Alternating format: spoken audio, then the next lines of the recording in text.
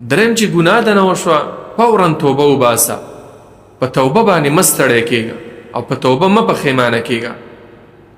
چې څومره تا توبه ویسته دومره به الله تعالی ستا درجات اوچته، ستا ګناهونه به هغه معاف کوي.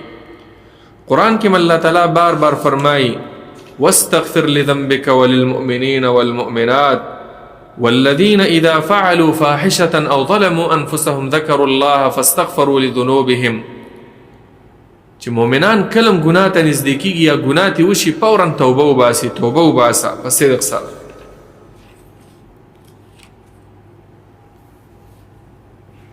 نو امام صاحب دا درې دعاګانې وکړلې چې الله تعالی دې په دې کسانو کې وګرځوه. اوس هغه مقصدي خبرې له راځي. مقصدي خبر هغه دا ده، هغه دا کوي چې ان الحنیفیة ملة ابراهیم ان تعبد الله. هغه پاک دین د شرک نه د ابراهیم علیه السلام ملت او د ابراهیم علیه السلام دین هغه دا دی چې ته به یوازې یو د الله تعالی بندگی کې، په داسې حالت کې چې تا کې به اخلاصي بندگی به کې، خو د توحید عقیده به دي. ځکه الله قرآن کې فرمایي وما خلقت الجن والانس الا لیعبدون.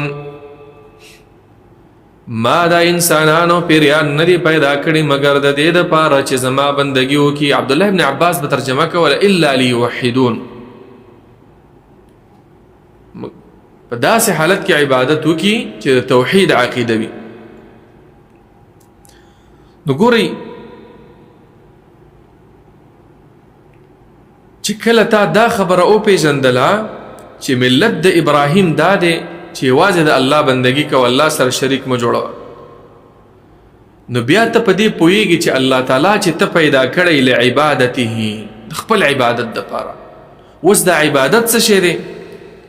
نو عبادت اله عبادت دی چې په هغې کې توحید عقیده وي. معنا دا ده چې یوازې د یو الله تعالی بندگی کې، د الله سره شریک نه جوړی، د الله سره پیغمبران، اولیاء، فرشتې، نیکان انسانان، بدان، نور، سپوږمۍ، هیڅ څوک د الله سره برخدار نه ګرځي.